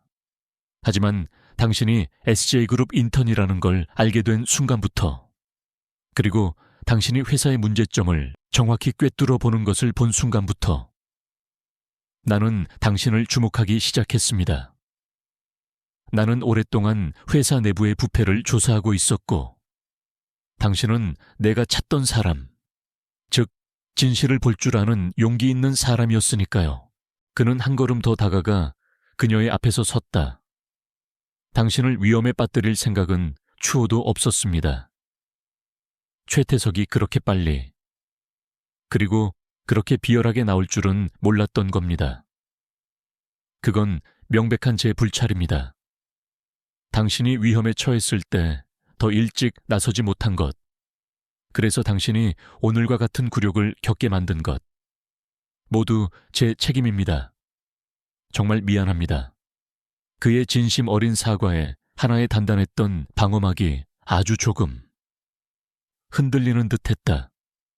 하지만 상처받은 신뢰는 쉽게 회복되지 않았다. 그녀는 여전히 차가운 표정을 유지한 채 물었다. 그래서 이제 어떻게 하실 건가요? 최태석 이사는 이제 끝난 건가요? 그녀는 더 이상 개인적인 감정에 휩쓸리지 않고 이성적으로 상황을 파악하려 애썼다. 지혁은 그녀의 태도 변화를 감지하고 다시 본부장으로서의 진지한 표정으로 돌아왔다. 그는 현실을 냉정하게 설명했다. 아니요, 아직 끝나지 않았습니다. 최태석은 오늘 이 자리에서 무너졌지만 그는 이 사회에 자신을 지지하는 세력을 많이 심어두었습니다. 그들은 어떻게든 이번 사건을 축소하고 꼬리 자르기로 끝내려 할 겁니다. 그는 하나를 똑바로 바라보며 말했다. 그들을 완전히 뿌리 뽑기 위해서는 당신이 찾아낸 증거가 필요합니다. 당신만이 그 복잡한 자금의 흐름과 비리의 연결고리를 완벽하게 설명할 수 있습니다. 그래서 당신에게 정식으로 제안하고 싶습니다. 나와 함께 이 일을 마무리해 주십시오.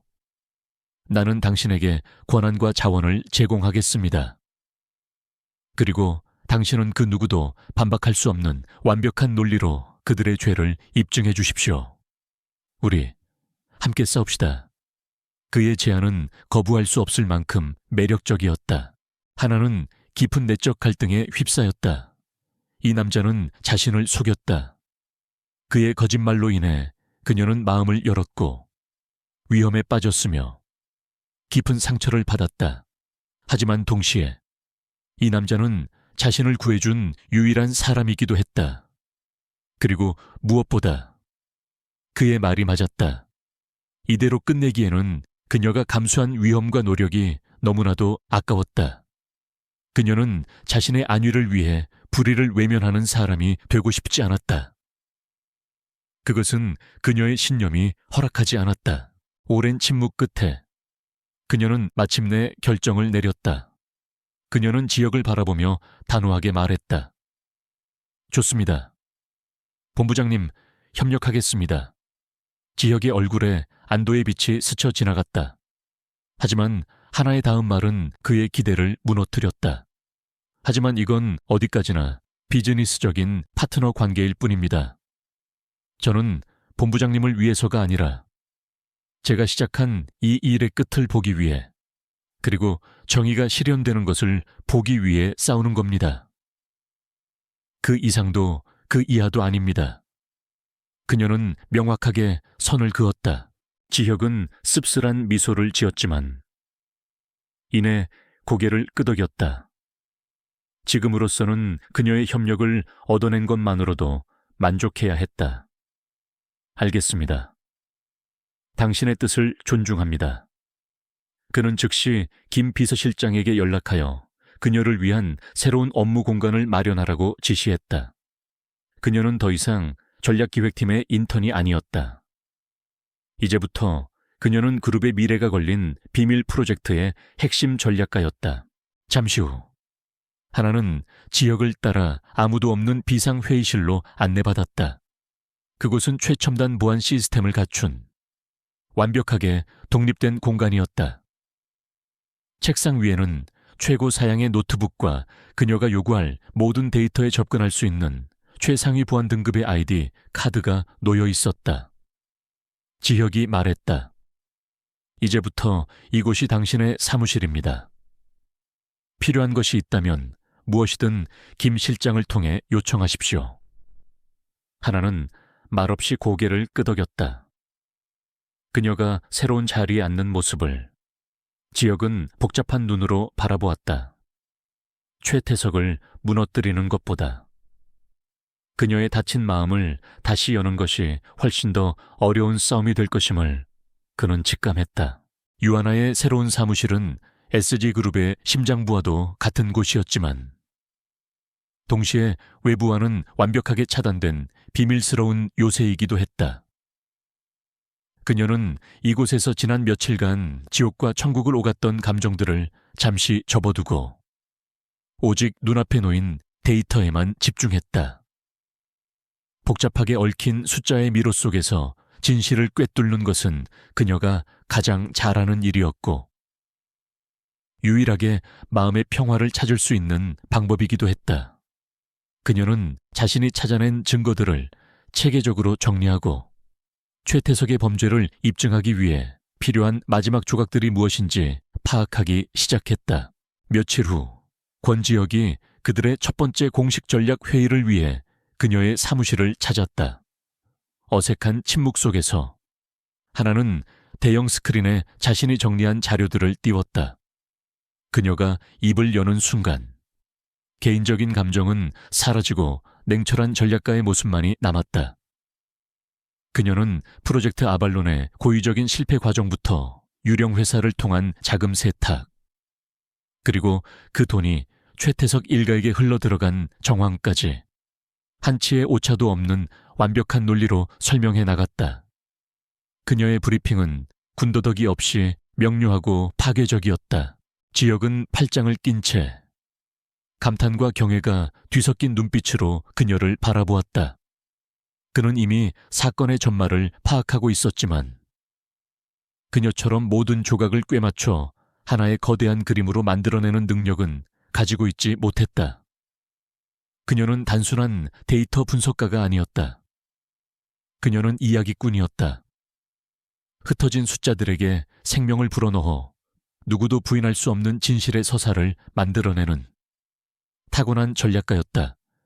그녀의 발표가 끝나자 그는 진심 어린 박수를 보냈다. 정말 대단하군요. 유하나 씨, 내가 생각했던 것 이상입니다. 그의 칭찬에도 하나의 표정은 변하지 않았다. 그녀는 다시 사무적인 톤으로 말했다. 하지만 아직 부족합니다. 이건 모두 정황 증거일 뿐. 최 이사가 직접 개입했다는 결정적인 증거. 예를 들어 그의 서명이 담긴 이면, 계약서나 자금 이체를 지시한 녹취 같은 스모킹 건이 없습니다. 그는 분명 꼬리 자르기를 시도할 겁니다. 그녀의 지적은 정확했다. 지혁은 그녀의 분석에 자신의 정보를 덧붙이기 시작했다. 그는 단순한 데이터가 아닌 사람과 권력의 역학관계를 꿰뚫고 있었다. 최 이사의 가장 큰 약점은 그의 오만함입니다. 그는 자신이 완벽하게 모든 것을 통제하고 있다고 믿죠. 그리고 그의 옆에는 그에게 기생하여 이익을 얻는 이사들이 있습니다. 우리는 그들의 연결고리를 끊고 최 이사 스스로 무너지게 만들어야 합니다. 지혁은 이사회의 인물 관계도를 스크린에 띄우고 최태석의 편에 선 인물들과 그들의 약점을 하나씩 설명했다. 하나의 데이터 분석과 지역의 정치적 통찰력이 결합되면서 방역의 전략은 점점 더 구체적인 형태를 갖추기 시작했다. 그들의 협업은 밤늦게까지 이어졌다. 낮 동안의 어색하고 사무적인 분위기는 늦은 밤이 되자 조금씩 누그러졌다. 어느 날 밤, 수북이 쌓인 서류 더미 사이에서 지혁이 시켜놓은 음식을 먹으며 그들은 잠시 숨을 돌렸다. 침묵 속에서 샌드위치를 먹던 하나가 불쑥 질문을 던졌다. 왜 이렇게까지 하시는 건가요? 본부장님은 그룹의 상속인이시잖아요. 이런 위험한 싸움을 하지 않아도 편하게 사실 수 있었을 텐데요. 그녀의 질문은 오래전부터 마음속에 품고 있던 순수한 궁금증이었다. 지혁은 잠시 창밖을 바라보았다. 그의 눈빛이 깊은 생각에 잠겼다. 할아버지께서 피땀으로 일군 회사입니다. 그리고 아버지는 평생을 이 회사를 지키기 위해 헌신하셨죠. 하지만 시간이 흐르면서 회사는 원래의 모습을 잃고 최태석 같은 기생충들에게 좀먹히기 시작했습니다. 그들이 회사의 이름으로 저지르는 불의를 바로잡는 것, 그게 제게 주어진 책임이라고 생각합니다. 이건 선택이 아니라 제 의무입니다. 그의 목소리에는 상속자의 무게와 책임감이 진하게 배어 있었다. 그의 대답은 하나의 마음을 움직였다. 그녀는 그를 단지 모든 것을 쉽게 얻은 재벌 3세라고만 생각했었다. 하지만 그의 눈에는 자신이 지켜야 할 가치에 대한 진지한 고민과 무거운 책임감이 담겨 있었다. 그 역시 자신만의 전쟁을 치르고 있었던 것이다. 그날 이후 그들 사이에 보이지 않던 벽이 조금씩 허물어지기 시작했다. 그녀는 더 이상 그를 본부장님이라고만 부르지 않았고, 지영 역시 그녀를 단순한 파트너가 아닌 함께 싸우는 전우로 대하기 시작했다. 마침내 그들의 방역 계획이 완성되었다. 그것은 최태석의 오만함을 역이용하는 대담하고 위험한 계획이었다. 첫 번째 단계는 지역이 회사 전체의 과거 프로젝트에 대한 감사를 시작하되 일부러 허술하고 비효율적인 모습을 보여주는 것이었다. 최태석이 역시 어린애는 어쩔 수 없군 하고 방심하게 만들기 위한 연막이었다. 두 번째 단계는 그들이 확보한 증거의 일부, 즉 유령 회사의 존재에 대한 불완전한 정보를 최태석의 측근 중 가장 입이 가벼운 이색에 흘리는 것이었다. 그 정보는 최태석을 극도의 불안과 공포에 빠뜨릴 것이고, 그는 자신의 범죄를 증명할 마지막 남은 증거, 즉 모든 거래 내역이 담긴 비밀 장부를 완전히 파기하려 할 것이었다. 지혁이 김 비서실장을 통해 알아낸 바에 따르면 최태석은 그 장부를 회사 내 자신의 비밀 공간에 숨겨두고 있었다. 마지막 세 번째 단계는 그가 장부를 파기하기 위해 움직이는 순간 현장을 덮쳐 누구도 부인할 수 없는 물증과 함께 그를 체포하는 것이었다. 모든 계획이 담긴 흐름도를 스크린으로 바라보며 하나와 지혁은 잠시 말을 잃었다. 모든 것이 계획대로 진행된다면 최태석은 완벽하게 무너질 터였다. 하지만 단 하나의 변수라도 발생한다면 모든 것이 수포로 돌아가고 역공을 당할 수도 있는 위험한 도박이었다. 지혁이 먼저 입을 열었다.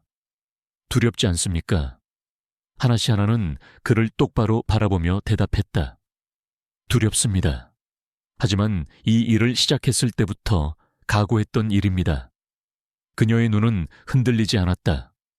그 눈을 마주보며 지혁은 자신도 모르게 미소를 지었다. 그는 더 이상 혼자가 아니었다. 권지혁의 계획은 한치의 오차도 없이 실행에 옮겨졌다. 그는 자신의 이름으로 그룹의 모든 과거 주요 프로젝트에 대한 전면 감사를 공식적으로 발표했다. 하지만 그가 구성한 감사팀은 일부러 경험이 부족한 젊은 직원들 위주로 꾸려졌고, 그들의 감사 방식은 비효율적이고 더디기 짝이 없었다. 소문은 빠르게 퍼져나갔다. 회장 아들이 의욕만 앞서서 괜한 일을 벌인다. 경영 경험이 없으니 저렇게 현실 감각이 없다는 비아냥이 최태석의 귀에도 들어왔다. 자신의 사무실에서 이 모든 상황을 보고받은 최태석은 처음의 긴장감을 완전히 잊고 경멸적인 웃음을 터뜨렸다. 그는 자신을 지지하는 이사들을 불러 모아 안심시켰다. 보시오, 저 애송이는 아무것도 아니오. 그저 아버지에게 잘 보이려고 쇼를 하는 것뿐이니 우리는 하던 대로만 하면 됩니다. 걱정할 것 하나 없소. 그의 오만한 자신감은 다른 이사들에게도 전염되었다.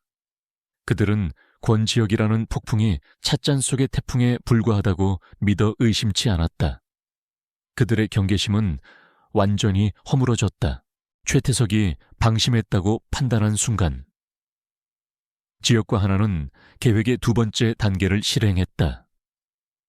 지혁은 신뢰할 수 있는 제3자를 통해 골드만 스트래티지 파트너스라는 이름이 언급된 가짜 정보 문건을 최태석 파벌의 가장 약한 고리인 윤 이사에게 흘렸다. 문건은 마치 내부 감찰팀의 중간 보고서처럼 꾸며져 있었지만 최태석과의 직접적인 연결고리는 교묘하게 제외되어 있었다. 그것은 의심의 씨앗을 심고 공포를 극대화하기 위해 정교하게 설계된 미끼였다. 미끼는 즉시 효력을 발휘했다. 문건을 받아본 윤 이사는 사색이 되어 최태석의 사무실로 달려왔다. 이사님 큰일 났습니다. 그들이 그 회사 이름을 알아냈습니다. 윤 이사의 다급한 보고에 최태석은 들고 있던 펜을 떨어뜨렸다. 그의 얼굴에서 오만한 미소가 사라지고 맹수에게 쫓기는 사슴과 같은 공포가 그 자리를 대신했다. 애송이의 어설픈 감사라고 생각했는데 그것이 자신의 심장을 겨누고 있던 비수였다는 것을 깨달은 것이다. 그의 머릿속은 단 하나의 생각으로 가득 찼다. 내부 배신자가 있다. 그 순간부터 최태석은 이성을 잃고 폭주하기 시작했다. 그는 자신과 연결된 모든 사람을 의심하며 닥치는 대로 전화를 걸어 고함을 질러댔다. 그의 불안은 파도처럼 번져나가 그와 연결된 모든 빌이 사슬을 흔들었다. 그들의 당황한 움직임과 급박한 통신 내용은 모두 하나와 지혁이 설치해둔 감시망에 실시간으로 포착되고 있었다. 비밀 사무실 안. 하나의 손가락은 키보드 위에서 춤을 추듯 움직였다. 그녀는 그들의 통신 데이터를 분석하여 그들의 공포가 어떻게 확산되고 있는지를 시각적인 그래프로 만들어내고 있었다.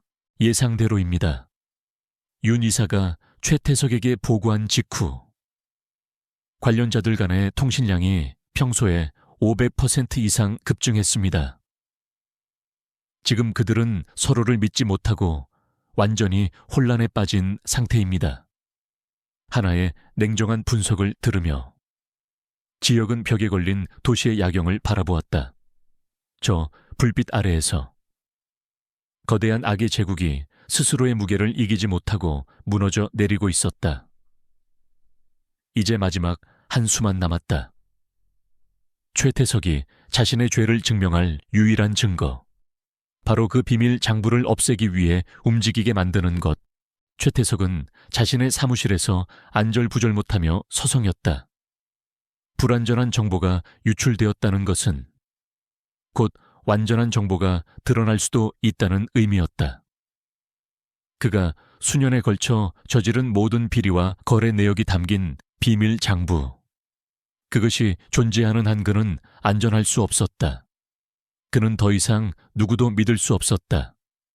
자신의 손으로 직접 그것을 처리해야만 했다. 그는 마침내 결심한 듯 모두가 퇴근한 깊은 밤이 되기를 기다렸다. 자정이 넘은 시각. 최태석은 아무도 없는 자신의 사무실로 돌아왔다. 그는 집무실 책장 뒤에 숨겨진 비밀 버튼을 눌렀다. 책장이 소리 없이 옆으로 움직이자 두꺼운 강철로 만들어진 문이 나타났다. 여러 단계의 보안 장치를 해제하자 그의 모든 비밀이 잠들어 있는 작은 공간이 드러났다. 그곳에는 금고와 함께 그의 범죄 기록이 담긴 여러 개의 하드 드라이브, 그리고 가장 중요한 검은색 가죽 표지의 장부가 보관되어 있었다. 그는 떨리는 손으로 장부를 집어들었다. 이것만 없애면 모든 것이 끝난다.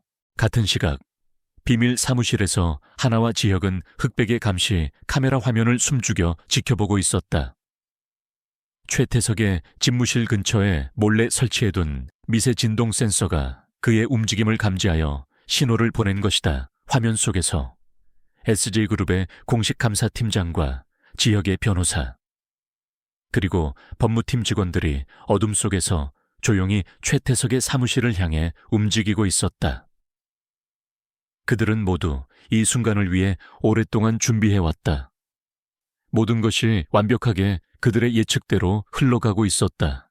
최태석은 비밀 공간 안에서 서류 파쇄기에 전원을 켰다. 굉음과 함께 기계가 작동하기 시작했다. 그는 장부의 첫 페이지를 찢어 파쇄기 입구에 막 넣으려는 순간이었다. 모든 것을 끝낼 그 찰나의 순간, 지혁은 감시 카메라 화면 속에서 움직이는 감사팀의 모습을 확인하며 마이크에 대고 마지막 명령을 내렸다. 그의 목소리는 강철처럼 차갑고 단호했다.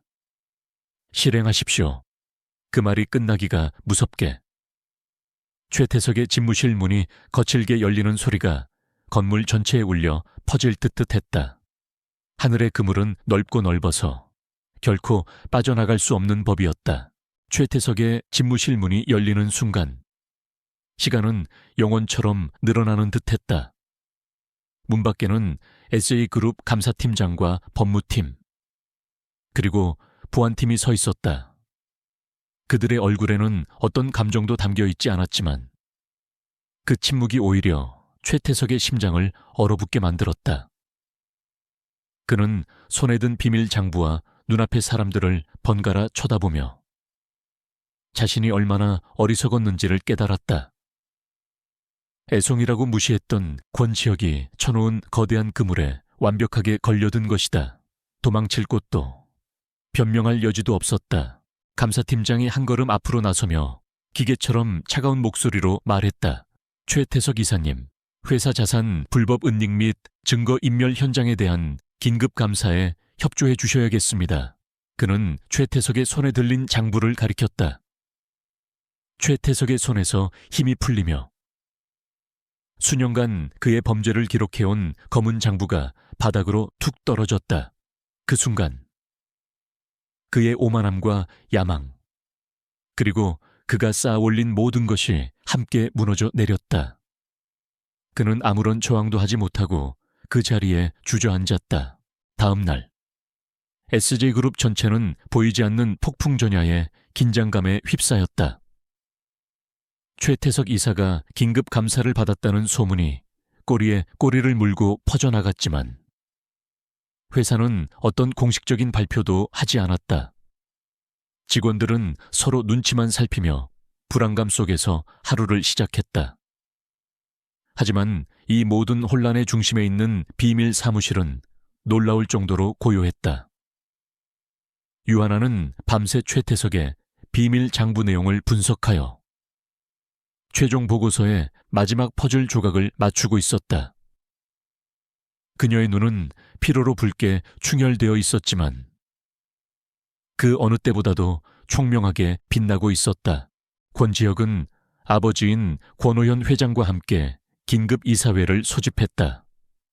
이사회 소집 공고가 전해지자 최태석과 연관되었던 이사들은 패닉 상태에 빠졌다. 그들은 살아남기 위해 서로에게 책임을 떠넘기거나 권지혁에게 은밀하게 접촉을 시도하며 꼬리 자르기를 시작했다. 하지만 지혁은 그들의 그 어떤 연락도 받지 않았다. 심판의 시간이 다가오고 있었다. 그는 마지막으로 보고서를 검토하는 하나에게 다가가 조용히 물었다. 준비됐습니까? 유하나 씨 하나는 결심에 찬 눈으로 그를 보며 고개를 끄덕였다.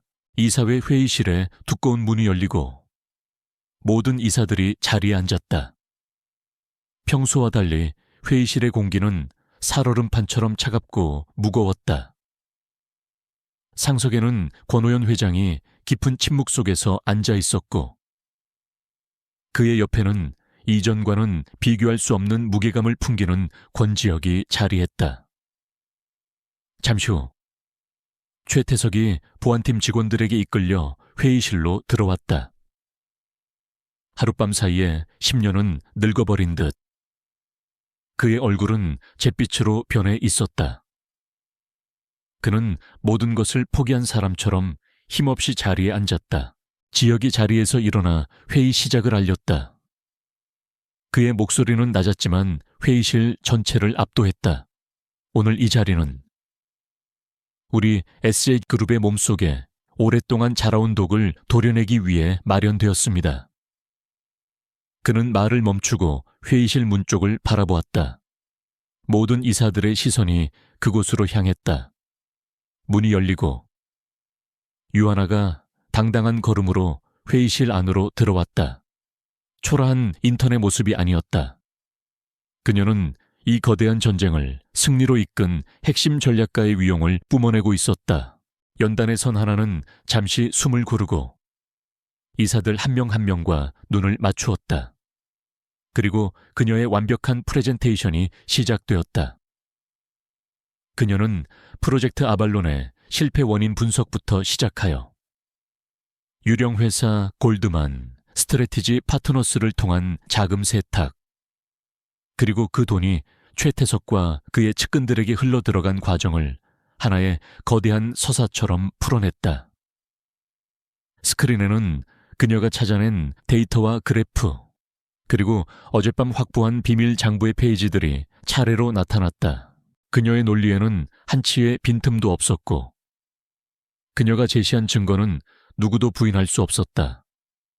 그녀의 목소리는 차분했지만 그 안에는 진실의 힘이 담겨 있었다.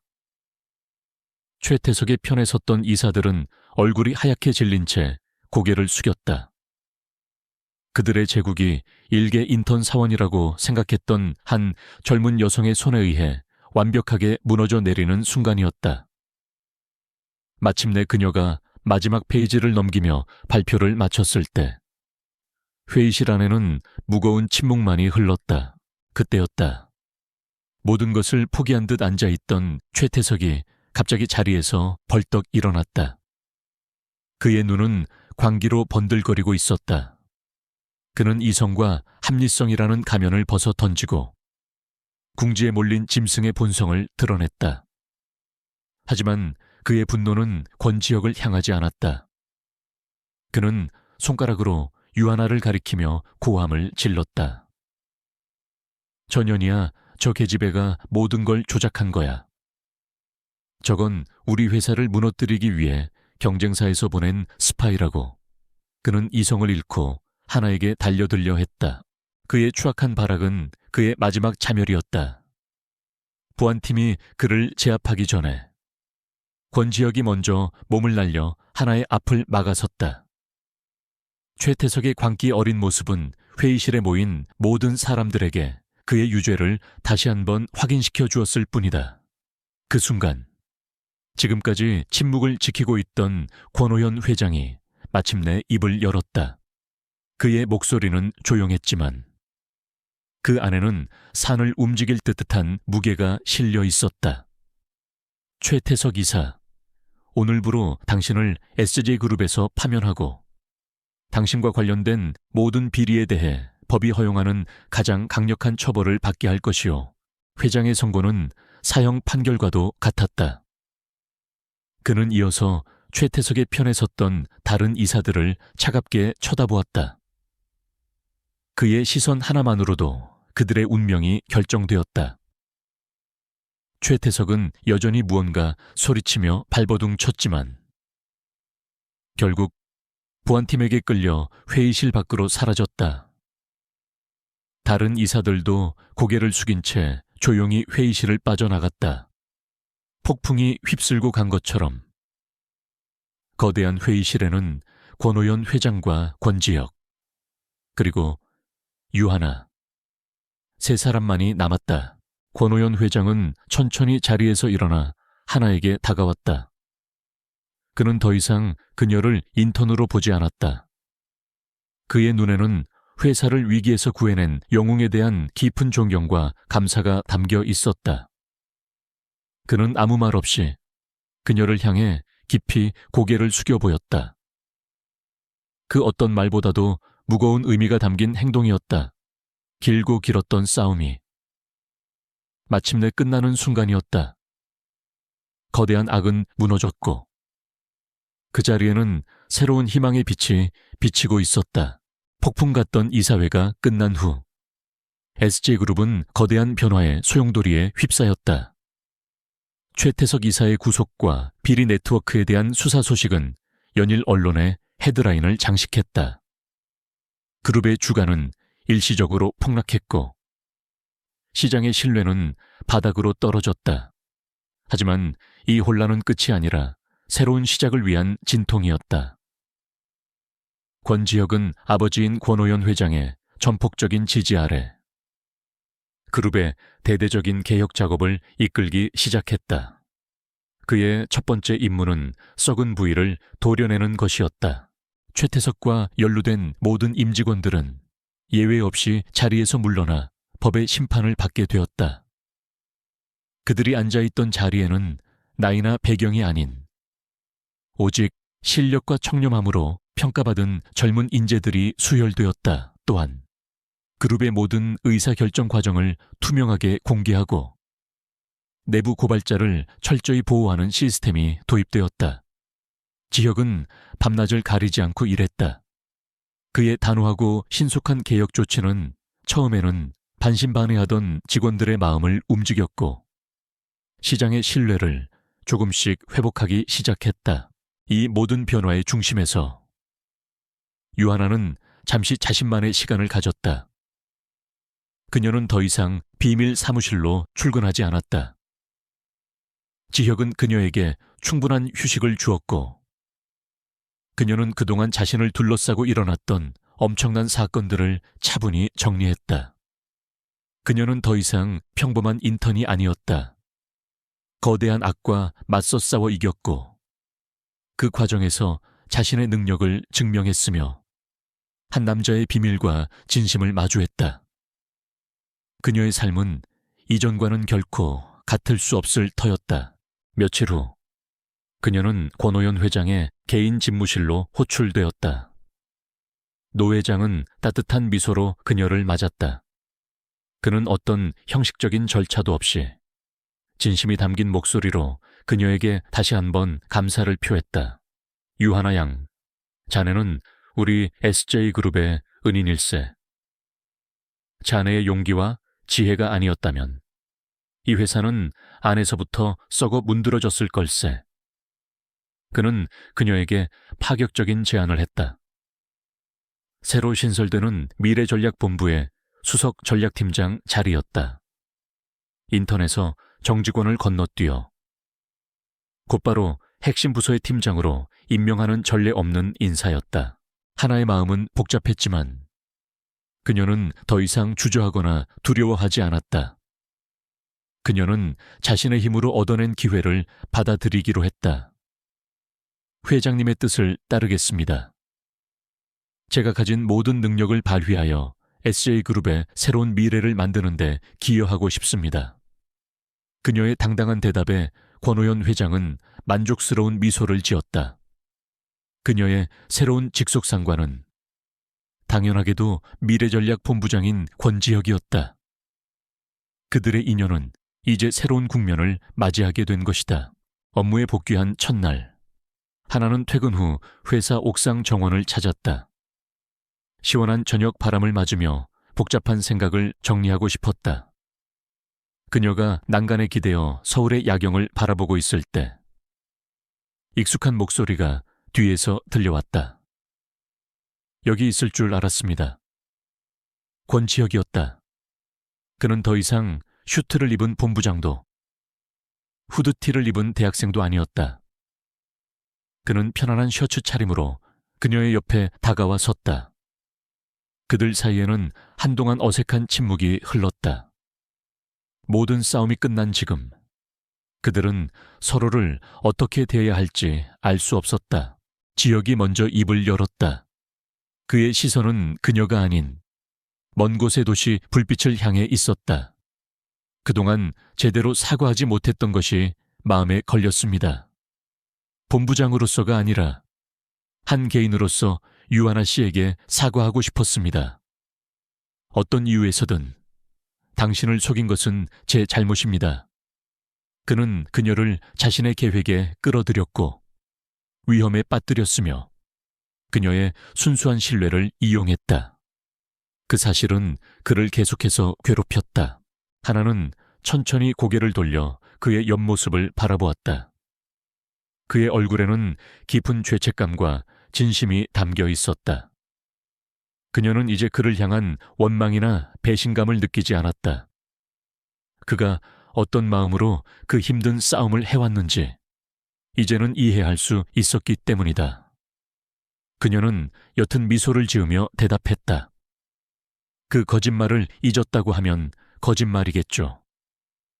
하지만 이제는 이해할 수 있을 것 같아요. 본부장님도 저도 같은 목표를 위해 각자의 방식으로 싸웠던 거니까요. 그녀의 용서는 그에게 가장 큰 위로가 되었다. 그들은 한동안 말없이 나란히 서서 도시의 야경을 바라보았다. 수많은 불빛들이 그들의 발 아래에서 반짝이고 있었다. 지혁이 조심스럽게 말했다. 이제 우리는 함께 일하게 되었습니다. 미래전략본부를 이끌어가는데 당신이 없으면 안 됩니다. 당신의 분석 능력 때문만은 아닙니다. 그는 말을 끝맺지 않았지만 그 안에 담긴 의미는 충분히 전달되었다. 그는 그녀의 능력뿐만 아니라 그녀라는 사람 자체를 필요로 하고 있었다. 하나의 마음이 따뜻해지는 것을 느꼈다. 길고 어두웠던 터널을 지나 마침내 빛을 만난 기분이었다. 그녀는 대답 대신 그를 보며 조용히 미소 지었다. 그 미소 하나로 그들의 모든 오해와 상처는 눈 녹듯이 사라졌다. 그들은 더 이상 상사와 부하 직원도 속인 사람과 속은 사람도 아니었다. 거대한 폭풍을 함께 헤쳐나오며 서로의 진심을 확인한 세상에 단 하나뿐인 파트너였다. 폭풍이 지나간 도시의 하늘 위로 새로운 새벽이 밝아오고 있었다. SJ그룹에게도 그리고 두 사람에게도 새로운 시작을 알리는 여명이었다. 그들은 이제 진실과 신뢰라는 단단한 기반 위에서 같은 곳을 바라보며 함께 미래를 만들어 나갈 것이다. 그들의 이야기는 이제 막 시작되고 있었다.